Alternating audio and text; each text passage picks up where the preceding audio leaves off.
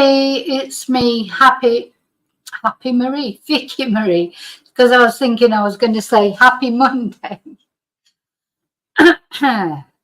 So, if you, I have been on live once already this morning, but if you weren't on this morning, Happy Monday. Hope you're all raring to go on a Monday. Mondays are never much fun, are they? But you know, they're less fun for some people this morning. For example, the family of Jay Slater. So I thought we're going to, so I just want to say thank you. Thank you to everyone for watching, for liking, for subscribing. Thank you so much. And I think if good wishes could bring Jay home or have him found, he would have been found by now. Anyway. Of course, there are still some people saying horrible things. You know, and I understand that a lot of people are bringing up Jay's past, and he's not an angel. He's got, you know, a past. But I still don't think that takes away from the fact of where he is now and the fact that a family is looking for their 19-year-old son. And I just think anyone who's got young adult children or, you know, will feel for them regardless. When Jay is found, then maybe that's the time for recriminations, and we're trying to work out why was he in a nightclub? Was he taking drugs? Was he dealing drugs? Was he doing this? Was he doing that or the other? But at the moment, all that really matters is that he's lost. He's not looking very positive, and, you know, his family still care about him, whatever.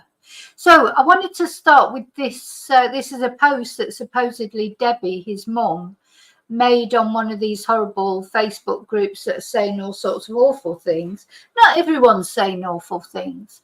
You know, anybody sensible really would just reserve judgment, wouldn't they, until they had evidence of anything.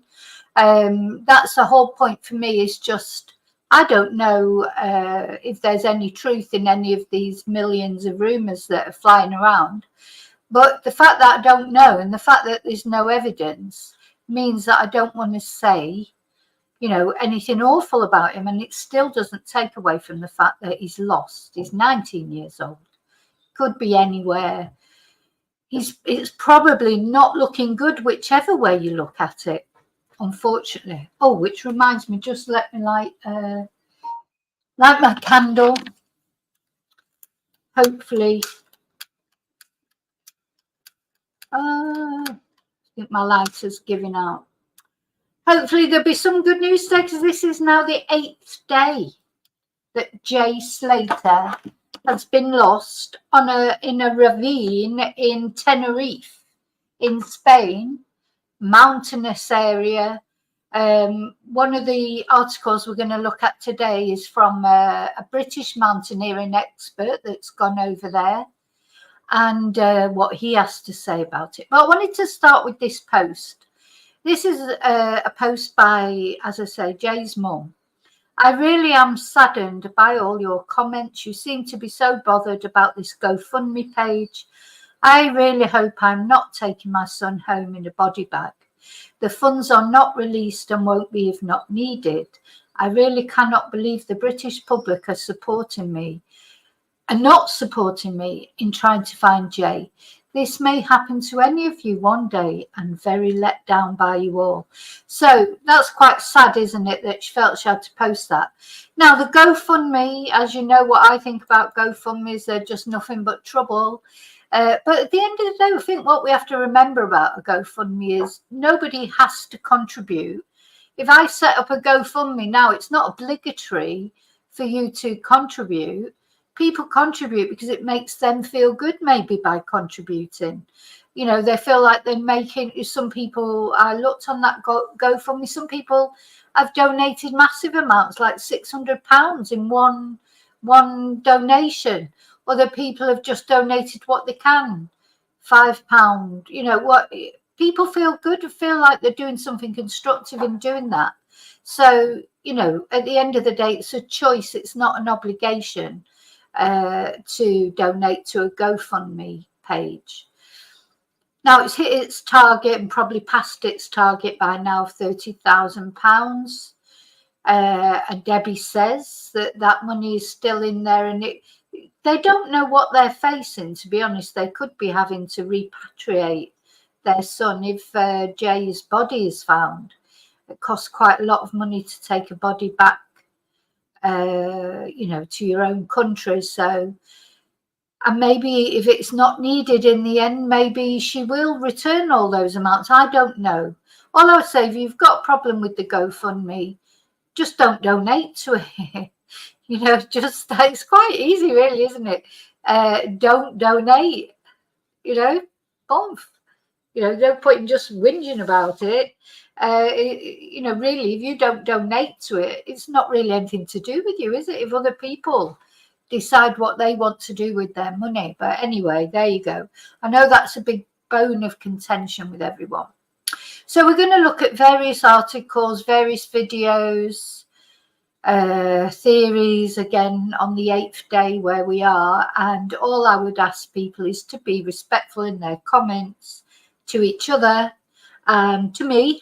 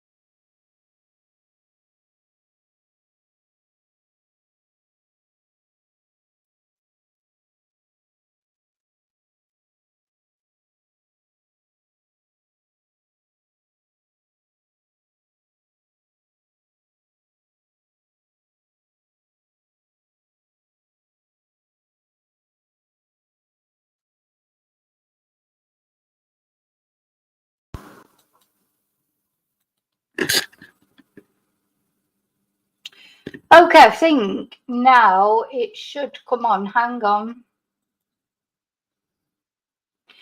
Yeah, you can see my ceiling fan because I've had to take my... I need a new webcam. This webcam is rubbish. And it seems to have got really sensitive where if I just touch it, it just goes off. So I'll try not to touch it. I'm back in the room. Back in the room. Okay, so I've just got to try not to touch the cable. Need a new one, need a new webcam. Right, they're a little bit lopsided. Okay, so let's get started. So, first thing I wanted to tell you about is when I was looking for news, the Spanish news, something that they seem to now, something that they weren't mentioning at all before in any of the news that I've seen before in the Spanish news. They were not talking about Jay's past, about the fact that he was involved in that machete attack, you know, and when he was 16. You know, it was terrible. Him and a few other boys, they attacked a young lad, left him for dead practically. So, you know, this is a lot of people's, you know, reservations about Jay, if you like, because he has got this past. You know, he did do something really, really bad. You can't get away from it. But the Spanish press had not mentioned it at all. But just lately, well, today, basically, as I was looking through the news today, I noticed that suddenly they are talking about this. Not all the papers, not all the different newspapers, but a lot of them. Anyway, I'm going to start off with a Spanish article that I'm going to translate for you into English because this is interesting. Hi, Maria, because it talks about a British mountaineer who has been searching the area and what he's got to say about it all. So, yeah. What am I doing? Trying to share it. Why is it not letting me share? Steam. Oh, stop that. Okay, so let's look at this Spanish article first.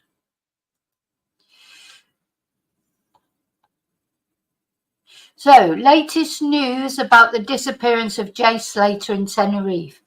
The British press speaks with a mountaineer who's participating in the search. So the search teams have not stopped combing through different zones of the island, and they have a new centre of operations. So there's a picture of Jay. So it's exactly a week since Jay went missing, last Monday, 17th of June, when he spoke with a friend on the phone, and after going to a festival, the New Rave Generation on the island of Tenerife during the weekend. His friend Lucy raised the alarm now 7 days ago, and there has been an intense search operation combing different zones, looking for the young British man. And also in this work has participated a mountaineer from the United Kingdom who has gone out to the Canaries with the objective of helping the search effort.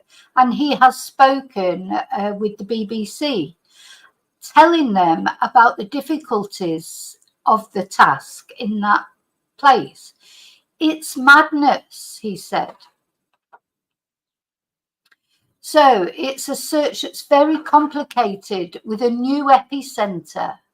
So since Jay Slater, the young boy from Oswald Twistle, a place near to Blackburn in Lancashire, United Kingdom, disappeared in Tenerife, called his friend. He's going through the story. I don't want to keep going through the story because we know the story.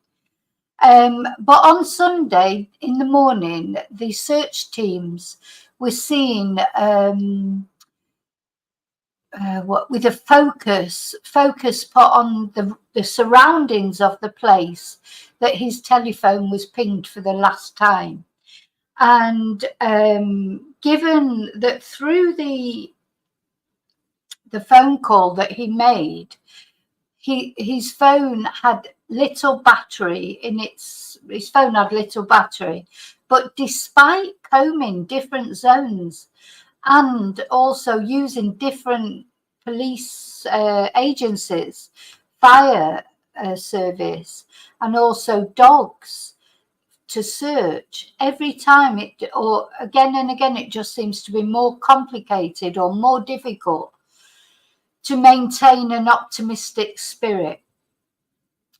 Hopes have been minimised as well by the declarations that Paul Arnott, a mountaineer of 29 years old, who went over there from Great Britain to the Canary Islands to help in the work, and his declarations that he made to the BBC stand out for how hard it has been for him to check out that land. I mean, the thing is, he may be a mountaineer, but he's not used to the barrancas in Spain. You know, the thing is, it's whoever sort of offers to help, and it's great that people offer to help, of course. You know, in thinking cases like this, you get the best and worst of people, don't you? You get all the people who want to help and do offer support and who have given money to the GoFundMe, etc. And then you get the trolls who are just wanting to say horrible things, not saying anything positive whatsoever. So you get those two extremes, and then in the middle are people in the middle who are sort of like, well, you know, Jay's not an angel and blah, blah, blah, blah, but we still want him to be found. So this mountaineer, this British mountaineer, Paul Arnott, he went over there But, you know, really, is he, I know he's a mountaineer, but is he really used to the conditions there? Anyway, he said, this is what he said. He has told or said how difficult it has been for him to search that land, and the difficulties there are in finding Jay as soon as possible. It's madness, he said. I have been going in and leaving buildings. I've been going down barrancos. Barrancos, as I say, are like ravines. But you cannot believe how difficult it is and how big this zone is until you get there. The specialist has joined up with the search teams, and he recognises that to find the young man is very difficult. And he has used the common expression and very descriptive. It's like looking for a needle in a haystack.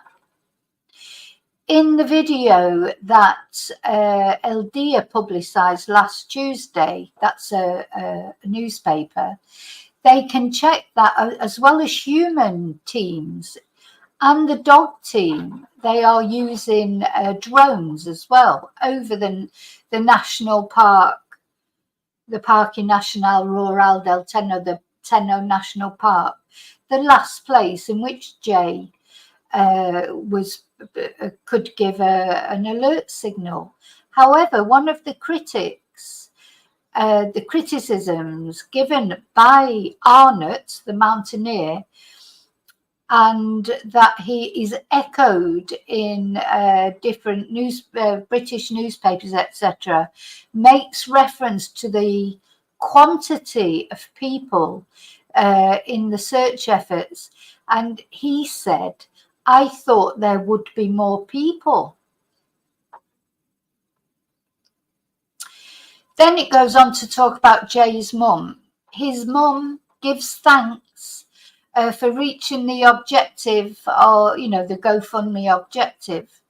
The family of the young British man put into place a GoFundMe page so that the parents to use to stay in Tenerife and no poder sufragar gasto, and cover any costs necessary. Actually, hang on, I've got to read the whole sentence before I can. Actually, they are supporting themselves, as they state. His mum says this in a thank you note that she sent a few hours ago. Hi, everyone. I am Debbie, the mother of Jay. Thank you to everyone for your generosity and friendliness during this difficult moment. I want to confirm that this is the only official GoFundMe for our family, although we have not taken out any money yet, and we are actually covering our own costs, such as the trip to Tenerife and where we're staying ourselves. But the funds will stay in the GoFundMe until we publish more details on this page. And in this same note, she confirms that they have arrived £30,000. They've raised over £30,000. But she has asked everyone who can and wants to give some money to carry on. Sumando su granito de arena a la causa means carry on adding their little bit to the cause, because she does not want to give up looking for her son. We are extremely worried and we are doing everything possible to find Jay. God, I hope she doesn't use that money to pay someone like Mark Williams Thomas or whatever. It would be a total waste of it. But anyway, that's her choice. Please continue sharing our GoFundMe everywhere. Your support means a lot for us, and we are grateful for any help that you can give us. Thank you again. I'm just going to have a little look at the GoFundMe, I think.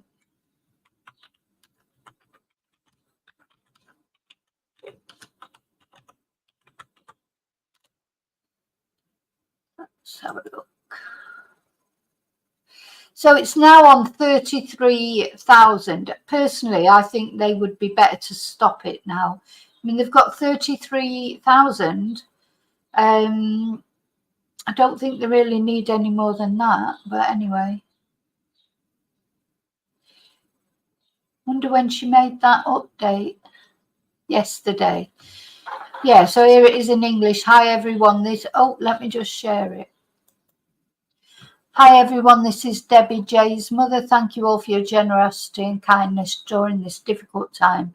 I wanted to confirm that this is the only good, because in the early days, she initially said she didn't want a GoFundMe, but of course, she was probably expecting Jay to turn up any minute. Then other people started trying to, start GoFundMes. So then this GoFundMe was created, wasn't it, by Lucy? Now they are at 33,000. It might have been a better idea to stop it now, but anyway. We have not yet withdrawn any funds. We're currently covering the expenses such as the trip to Tenerife and accommodation ourselves. Well, it won't have cost 33,000, of course. The funds will remain on hold with GoFundMe until we post a further update on this page. We're extremely worried and we're doing anything we can to find Jay. Please continue to share our fundraiser far and wide. Your support means the world to us, and we're grateful for any help that you can provide. I think it might have been better now to just say, right, okay, we've got what we need for now, and let's leave it there. But anyway, that's her choice. It's her fundraiser. It's her son who's missing, so she's making her own choices there. Let me just take that off now. Put that down. Okay, so we're going to look. I'll just come and say, did I say it? I can't remember if I said hello to anyone. Anyway, hello to everybody. There's too many of you at the moment to say hello to. I hope you're all behaving yourselves, being nice to each other. Okay, let's have a look now at this Sun article. Now, actually, I hadn't seen this picture of him with the cigarette before, but we'll watch it from the beginning.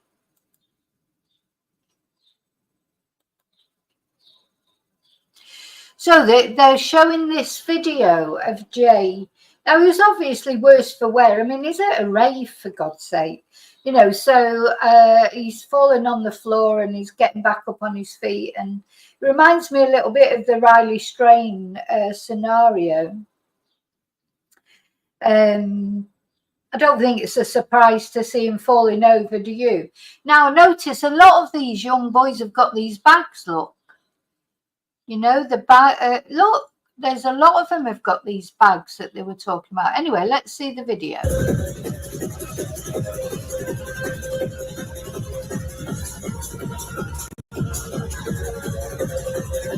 Watch it. Go back to the video.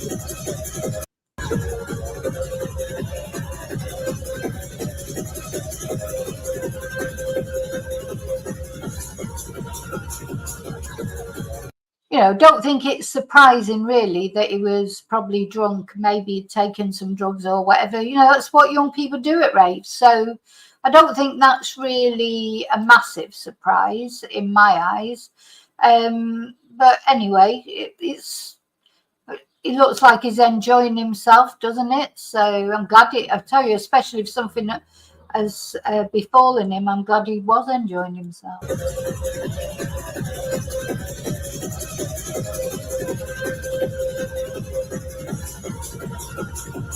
Search operation in Tenerife for missing teenager Jay Slater has entered its 7th day. The British holidaymaker went missing last week after attending a music festival on the Spanish island. Specialist rescue teams have been out searching for the 19-year-old with sniffer dogs and drones in the mountain village of Masca. Jay's dad, Warren Slater, and his brother Zach have visited the search zone where they made pleas for him to be found safe. Warren said that the past week has been a nightmare and he just hopes that somebody So this is his older brother and his dad. We watched his dad Warren making a statement the other day. He looked genuinely upset. I think he was saying he just hopes somebody has brought his son down off that mountain. If Jay is on that mountain, I can't see that he will still be alive. So almost hoping now that he's been kidnapped by somebody, or because he cannot have survived on that mountain. He just cannot. It's impossible. 8 days without water would not be possible to survive. Has helped his son off the mountain range in a rural Deteno National Park. Meanwhile, Zach fought back tears as he said he wished Jay would just be able to come home. It comes as new footage from NRG Festival shows Jay dancing shirtless, surrounded by clubbers on Sunday nights. Hours after the video was recorded, Jay travelled to a small holiday cottage in Masca with 2 men. He left in the morning and has not been heard from since he called a friend saying he was lost and needed water. Jay's mum, Debbie Duncan, said a witness report was given to police about him being seen in the town of Santiago del Teide. But Spanish cops have declined to comment when asked about the sighting, which is said to have... Yeah, so that was something else strange that came up, wasn't it? That suddenly someone came out and said they'd seen him at 6 o'clock in the afternoon in this other place, Santiago del Teide. But the Spanish police are refusing to comment on it. Thing is, the Spanish police aren't going to comment on anything until the investigation's over and they've found Jay one way or another. They're not going to give a comment. That's just the way it is. Taken place at around 6 p.m. on Monday. In the days that have followed, the authorities have scoured an 18-mile wide search zone known to locals as the Badlands due to its difficult terrain. With no new clues, those on the search mission have become frustrated and have drawn criticism from Jay's family and friends. The search for the Lancashire teenager continues. The dad of missing Jay Slater paid an emotional visit to the search site tonight in the first visit by a close family member. Tearful Warren Slater pleaded, "I just want the boy back," as he overlooked the 2,000 feet deep ravine in a remote mountain village of Masca. The 58-year-old was supported by his son, Jay's brother, Zach Slater, who was too upset to comment when approached at a viewing platform. Warren, wearing a dark pair of sunglasses, bucket hats and shorts, wrapped his arm around Zach as they surveyed the scene beneath them. It comes as Tenerife police are investigating a possible new sighting of Jay 10 hours after he was last seen walking up a mountain. Jay disappeared on Monday morning after leaving a small cottage in Masca. As the search entered its 6th day, Jay's mum, Debbie Duncan, revealed a witness went to cops and claimed to have seen the teen sitting on a bench 3.5 miles away. She has vowed to stay on the island for as long. Now, the thing we have to remember, that sighting, somebody's gone to her and said they've seen, they can't take these things seriously always either, because don't forget that last Wednesday, the police had to go to Los Americanos because they were told that Jay had been seen in a taxi. So the police had to divert their search from that national park and go to Los Americanos and pursue that lead. And it turned out it was not Jay. It was another 19-year-old lad that was in the taxi. So they've got to be careful. If the police will, I'm sure, explore every lead that comes in. But, it can distract. Just because somebody said they saw Jay at 6 o'clock in Santiago del Teide does not mean that that's true. The police have got to establish it first, and it does. I think the police think he's in that area, definitely. I think the police are convinced he's in that area for whatever reason. But they've got to follow up leads, but it can distract from everything. That's the only problem. As long as it takes until Jay is found. Oh, hang on. We're just about to see Debbie speak. I just want to say hi to everyone who's coming in. There's quite a few people who haven't really got time to say hello to everyone. But thank you. And I also want to say hello to people who are watching at home, and also the replay crew, because people will watch this on replay. Thank you for watching. And don't forget to like, please. Absolute living nightmare. It's like a dream. It's like it's not happening. It really is. It really is.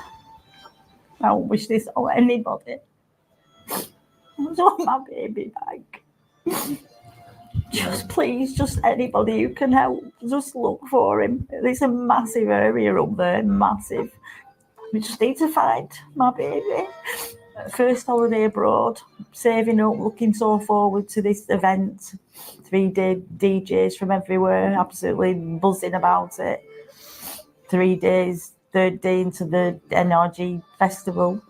And this has happened. I was loving that he will go in and saying you'll love it, you'll come back, you'll want to go again, you want to go to all these other different events everywhere. And now I just wish I hadn't encouraged him to go. I should have said don't go to Tenerife.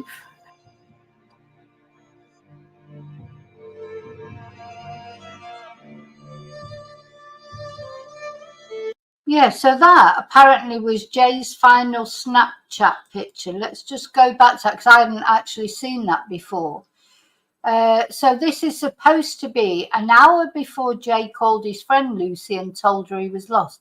He got lost very quickly, didn't he? Because if he was supposedly left this place at about 8, it seemed like not long after that he told Lucy he was lost. And then there's this Snapchat picture which really is just him with a cigarette in his hand. Well, I say him, it's a hand with a cigarette. It might not even be Jay for all we know. But again, nothing been confirmed by the police, etc.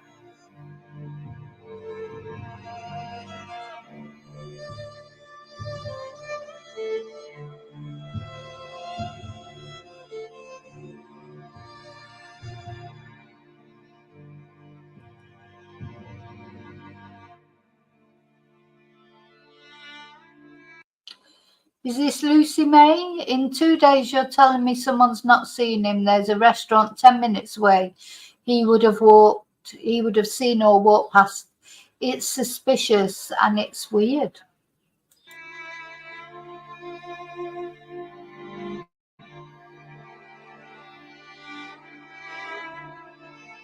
I just think he was probably still in dire spirits, buzzing. He's not known where he is. He's not known the extent of the long journey that he went on to get up there. And he's just thought, still a bit, I'm going to walk. And that's what apparently he said to his last person he contacted. He's just an ace person. Everyone just loves being in his company. He's the life and soul. He is. He's the life and soul. He's a beautiful boy. He's a good-looking boy.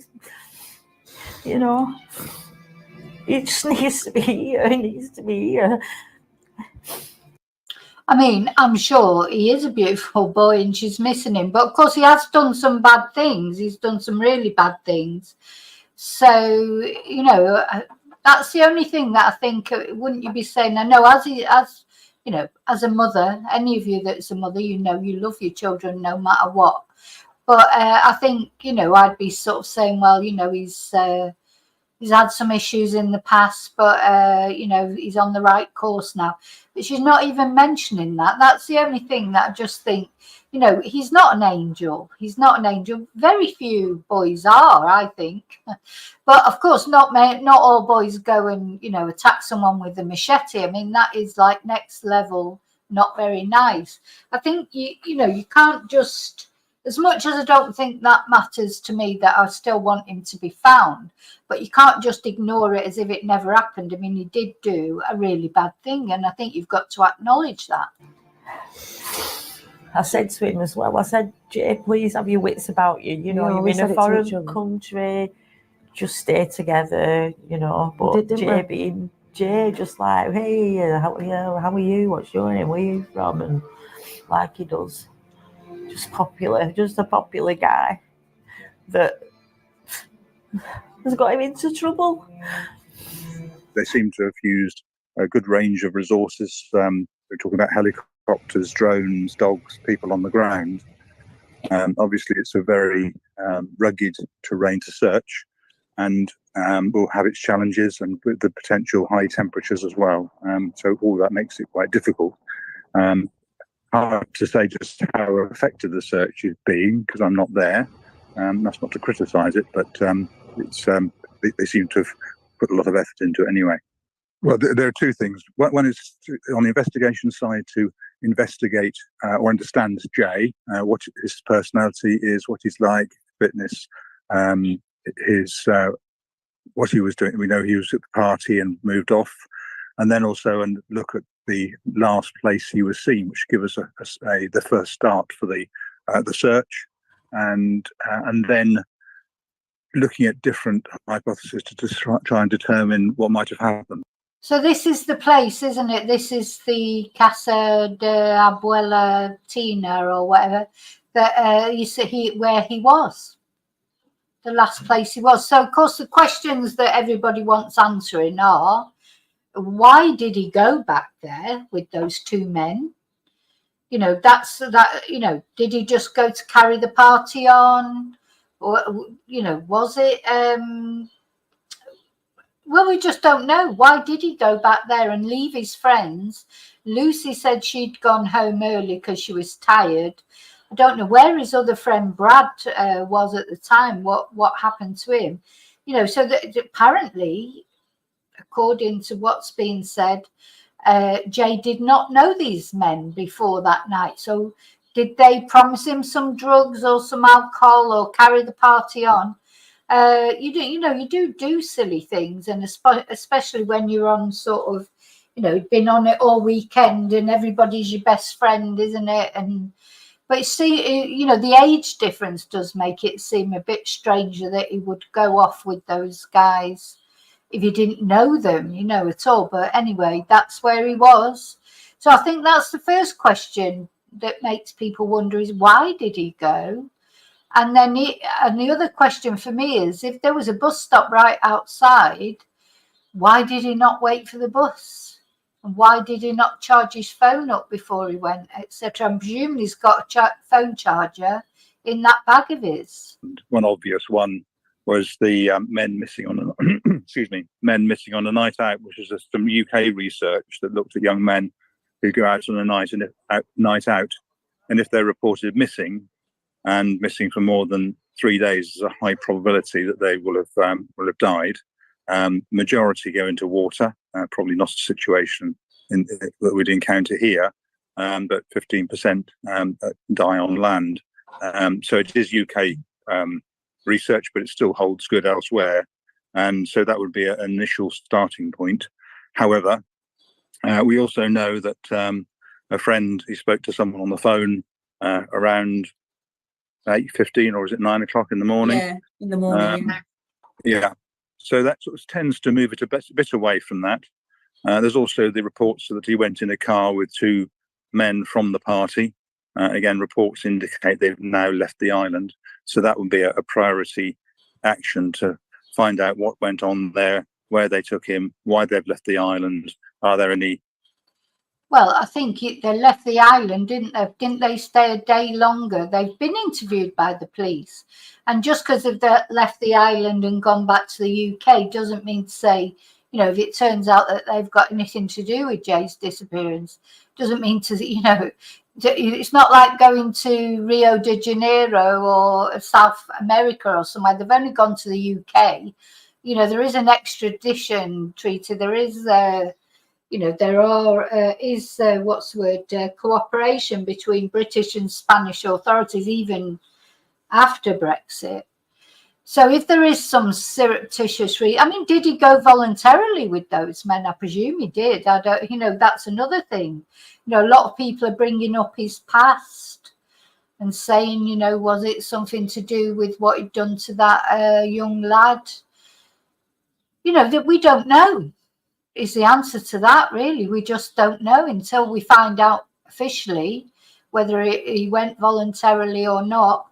And it hasn't, apparently that young lad who he attacked, he's been on one of the videos earlier, a few days ago. I showed you the tweet that he'd made it saying, you know, he wanted him to be found safely. You know, so really, unless we know anything for sure, we can have our theories, but with no evidence, they are only theories.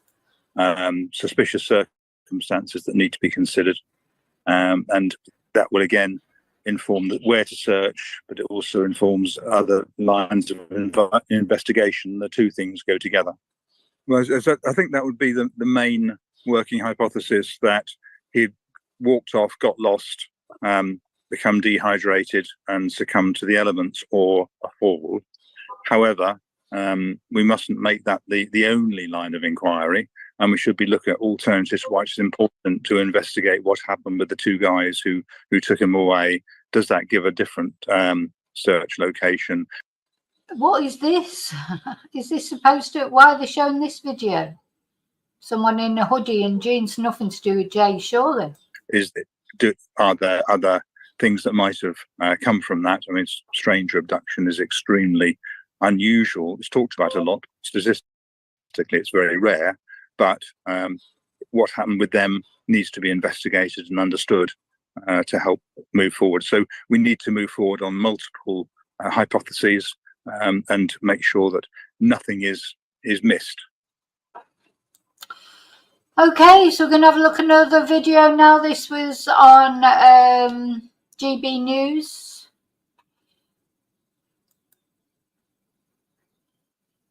Talking about it. Let's see what they've got to say. And of course, Peter Blexley, he's, not that keen on Eamon Holmes, to be honest, but I like of this search. How worried are you? Oh, I think the signs are really quite gloomy. If we look at what we've known for almost a week now, his phone ran out of battery. He had no fluids with him. He was in unfamiliar territory and trying to make his way a considerable distance. Yeah, so I think a lot of people are just trying to be realistic about this. If he's on that mountain, he cannot be alive, in my opinion. So it's almost like you hope he has been kidnapped. But again, I just want to say hello to everyone coming in. Hi, Misty and Chumbra and Rio. I do sort of seen you coming in, but I getting a bit sidetracked with the videos. And if I've missed anyone, I'm so sorry. But hi, and thanks for watching. Back to where he'd been staying, with no update beyond those of any significance. I fear that this is probably a story that will not have a happy ending. Yeah. Other police forces have offered help, Lancashire Police Force being one of them, but they haven't been taken up on this yet. No, they haven't. You see, policing around the world is all about control. Police control crowds at demonstrations, football matches. They control crime scenes, witnesses, suspects, and they're supposed to control each other. All about control. Now, it's quite clear to me that the Guardia Civil, who are carrying out this search for Jay, have a particular kind of theory that they're sticking to, and they're following that in so much as that they're looking in the rural areas, the rugged outcrops, buildings, and the such like. What they do not want is to surrender any control of this search for Jay to any other body, which inherently they would do if Lancashire Police, for example, were to send officers out there, look at the inquiry from their perhaps different lens and come up with a different theory. Yeah, but I'm just wondering, what do Lancashire... I think the Spanish police, like he said, they're doing it from what they think has happened for whatever reason. And it can get more complicated bringing in other forces. Because then they bring it, that really holds up the search, isn't it? Just imagine if tomorrow, like 50 Lancashire police turned up and then they've got to brief them, they've got to, they'll be worrying about them, they don't know the terrain, like the Tenerife people know the terrain, just as it would be if you brought Spanish people in to help with a search of, some British countryside or whatever. They're not so expert in that. Now, it may come to a point where if they're not getting anywhere and their theory, whatever it is not working out. I mean, they haven't, people saying they've refused help. They haven't refused help. What they've said is, at the moment, they're happy with the resources that they've got, but it may, if it changes, they'll let them know. So I'm sure if time goes on and they're not getting anywhere with the theory that they've got of whatever it is that's happened to Jay, I'm sure they will be more receptive then maybe to more help. But at this moment in time, they feel You can see they feel they are going to find him the way that they think they're going to find him. Should police think they can offer on this, do you think? Well, bearing in mind that they manifestly failed to find Nicola Bulley, one might say perhaps not very much. It was, after all, members of the public that found her body tragically. I really don't know. I suspect they probably want to come on board in terms of managing the family, in terms of perhaps allocating a family liaison officer who would, of course, be English speaking and therefore keep the family on side. I would imagine that is probably at the forefront of their thinking. Yeah. And you mentioned Nicola Bulley there. How much have you been reminded of the kind of public reaction in all of this? Because, for example, Jay's employer, where he was working as a labourer on a building site, has said they've had to take down a number of their well-wishes in their comments to the family because of all the negative and the sort of sofa sleuths and all the sort of online conspiracy theories, which is obviously very difficult for the family, but also often hampers police investigations. The public interest in this case has been vast. The Facebook page apparently has had over 500,000 followers to it. And if you in any way, shape or form put Jay's name into the internet, there is reams and reams and reams of a lot of which is quite frankly nonsense and some of which is heartfelt and contributed by well-wishers. This is so often the problem when a case takes on an identity all of its own, when it grips the public's interest. Because in the 21st century, you can go online, spout whatever nonsense you want to, and some people will think you're an authority. Yeah. But Peter, I suppose the long and the short of this is the longer this goes on, the less likely it would be to have a happy ending. Undoubtedly, I think all the signs are gloomy. I see no chink of light or anything to be optimistic over in this case. I would, of course, be thrilled and delighted, like his family, to be proved fundamentally wrong. And is it difficult when, as a police officer, you're conducting an investigation and you do get these sort of, you know, overzealous sofa sleuths, perhaps sending officers off and resources off on completely wild goose chases? Whoever is leading this investigation, were it to be in the UK, for example, should be an experienced senior investigating officer.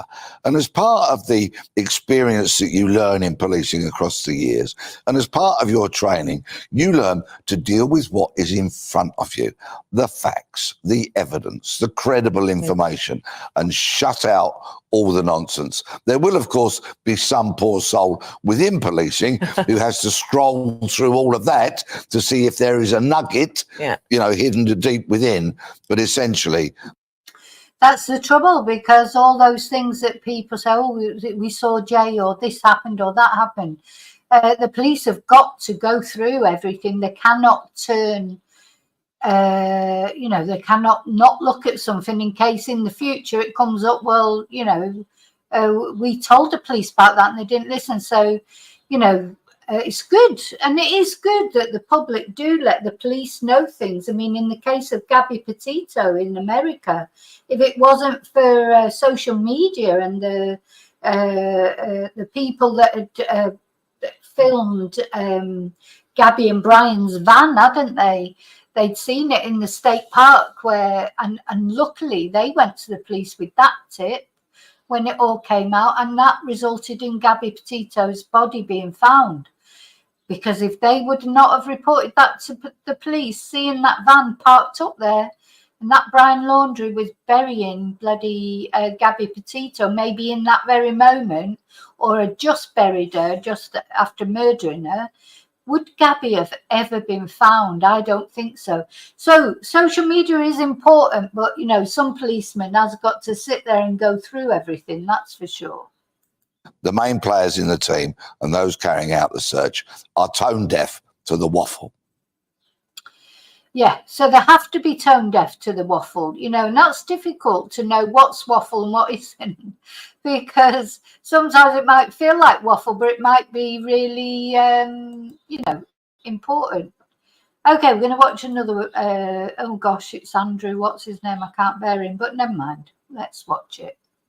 Odd in a sense, because where he first reported or phoned in to his friend to say that he was needing water and that he'd cut his foot or his leg. He was in an area that wasn't really so remote. So why are they having trouble finding him? It just seems a bit odd. Well, we obviously don't know if after that call he stayed put or he moved on from there. Very likely he moved on, and so the police are, going on that. But it is a very, very difficult terrain. Again, I've just spoken to the police. The search operation is continuing very much in the same way. It has now been going on for a week. But lots of places he could fall, have an accident, and his behaviour wasn't entirely predictable. We know he wanted to get a bus back to the south, and yet he was seen walking away from the village in the opposite direction after stopping a neighbour to ask for the bus timetables. So that also goes against is another problem for the police, an added problem. He'd been at a rave, hadn't he, Gerard, with some mates, and there's a lot of footage. So when that neighbour saw him, or the owner of the place, she said he was going the wrong way, didn't she? So was he going back to that apartment? Was he going back to that casita? Makes you wonder, doesn't it? Did he decide to go back and charge up his phone? He had 2 hours to wait before the bus was due. So maybe he did go back, and something happened. This is what we just don't know. It's just, did he carry on walking, try and take a shortcut? Or did he decide to go back to the place and charge his phone up, get some water, etc.? And then something happened to him.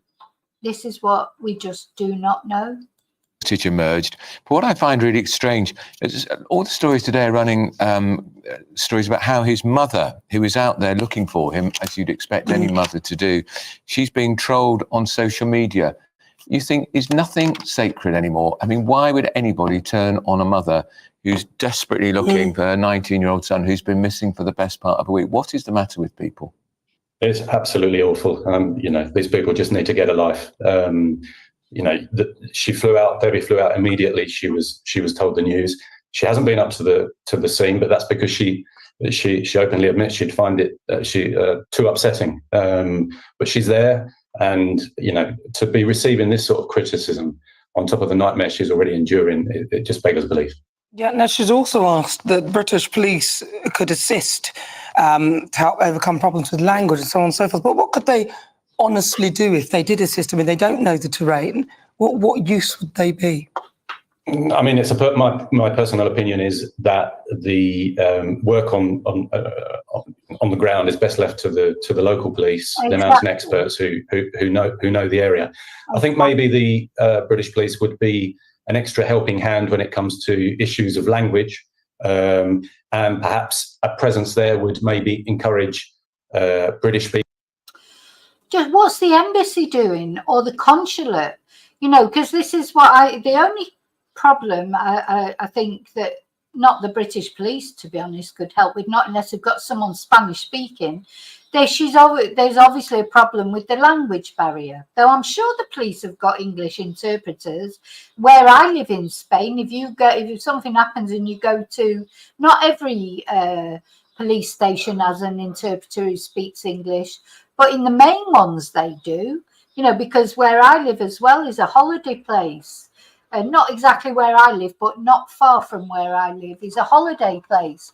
And so there's a lot of British people, not only British people, but English speaking people. So even like the Scandinavians, the Eastern Europeans, etc., that live here or come here on holiday, they normally speak English. So at the main police station, not far from where I live, not the local one, not in my village, but in the main one, there is always an interpreter who speaks English. So I'd be surprised that it's not the same in Tenerife. not in this area, like out in the mountains, but in the main area, like where Los Americanos is and that, be very surprised if they couldn't find an interpreter. There'd be loads of British people there who speak Spanish, I'm sure, who'd volunteer their services. I'll tell you what, if I was in Tenerife, I would just go. I have offered my services, but of course I'm not there. I'm miles away on mainland Spain, but I would always help with phone calls or emails or Zoom.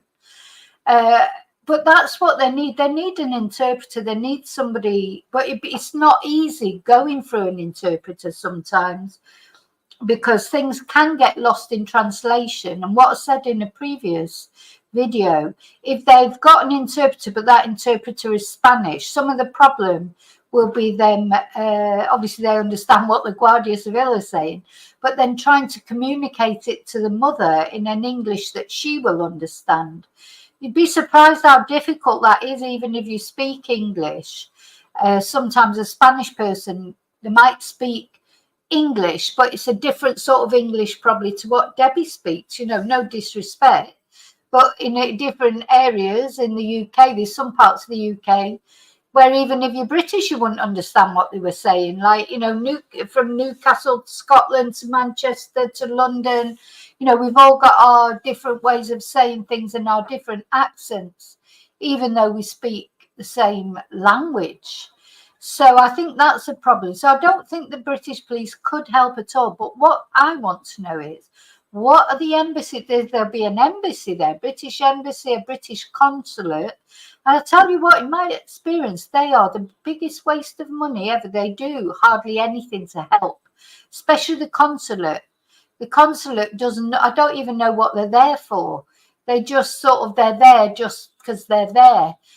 They might say to you what you should, they don't help, not in a material way, not in a practical way. That's what they need, is somebody to help them with the interpreting, etc., dealing with the Guardia. And the other thing is, it's not as simple as the language with the Guardia. It doesn't matter how good your Spanish is. If you're trying to talk to the Guardia like you might talk to the police in the UK, you've got no chance. They are completely different attitude, completely different.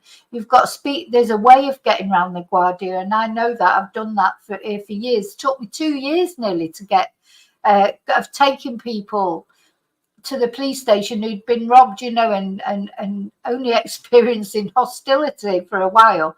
And then just suddenly one day it's just like, oh, you come here a lot, what's your name? And you tell them your name, then you're like their best friend then, and they'll help you with anything they can. But that's quite a typical Spanish trait, actually. It takes a little while for them to get to know you. But once they do, they can't do enough for you. So there's a way of dealing with the Guardia as well, and all authorities in Spain, that transcends the language, in my opinion, anyway. Seeking people to come forward with information they may have. So I can understand the mother, Debbie, wanting to everything possible to be done, and that, if necessary, you know, be in the presence of British police. It's a very emotionally charged situation, but I think the Spanish police are, you know, handling it well, albeit in a very different manner to the way the British police would be doing, which is maybe to be publicly making an appeal alongside the family. The Spanish Guardia Civil just do not do things this way. They're quietly working away in the background, and focused, as they told me this morning when I just spoke to them, totally 100% focused on the work they're doing. Yeah. And Gerard, the thing that worries all of us watching is the heat. We're now in nearly in July. There's even a prospect of some sunny weather in England, for God's sake. How hot is it now in Tenerife? Yeah, I mean, obviously it's very hot, but also the temperatures drop towards the night time. So this is a problem. And he wasn't dressed, you know, to experience those sort of temperature differences. And we know he didn't have water, so he doesn't know the terrain. And as far as I know, he's no expert in the mountains. So all that is going against him.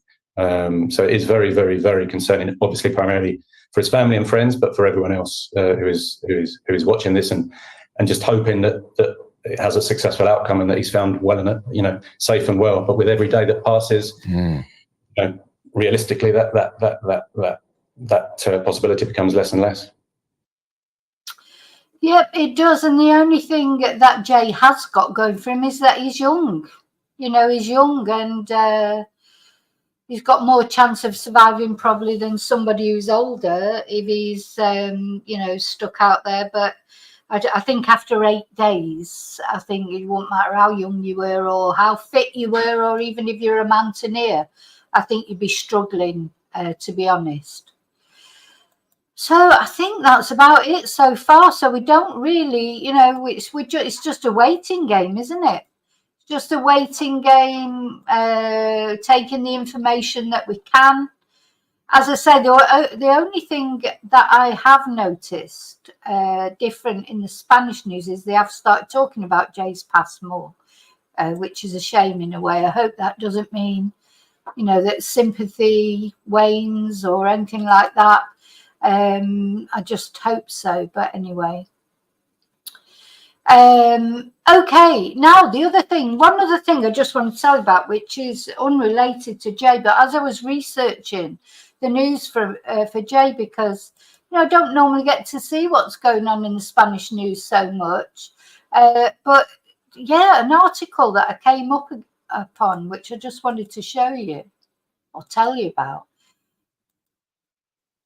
That apparently a British woman, a 54 years old British woman, has stabbed herself in the neck with some scissors in the airport of Ibiza. So she's been taken to hospital. As far when this article was written, she was at least still alive. This was the 23rd, so it's yesterday at 16:46.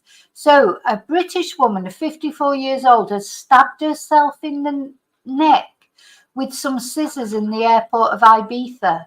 And due to her injuries, she's been transferred to the hospital Can Misses, where she was admitted to urgencias, to A&E. Sometimes I can't think of the bloody English word. And she's in intensive care.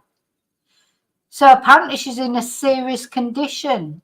So some witnesses who were in the pharmacy where this happened said that the woman bought the scissors and unwrapped them. So this British woman of 54 years old, she's gone into the pharmacy at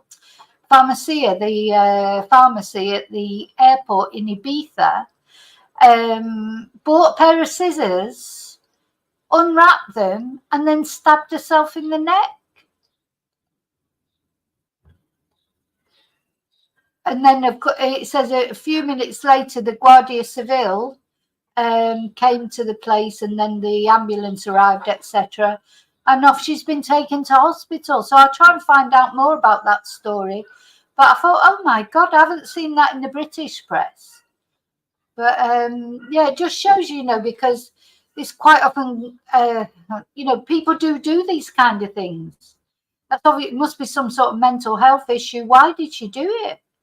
Why did she do it? Buy a pair of scissors at an airport and then stab herself in the neck that she's had to be taken to intensive care. So that's all the headlines from Spain. Okay. Okay, so I will, if there's any development on Jay's case, of course, I'll be back. Got some classes later, some Spanish classes. And then, of course, there's football on tonight. Spain's playing tonight. But in the if there's any news about Jay whatsoever, I'm looking every 10 minutes. I'm on looking for some news. And yeah. So I will see you really soon in the next video. And until then, may your God always go with you. And don't forget to like or dislike. Doesn't make any difference. Any interaction is better than no interaction. And thank you so much for watching. And prayers for Jay. We've still got the candle going. Hopefully today will be the day that his family gets some news. And hopefully it's good news.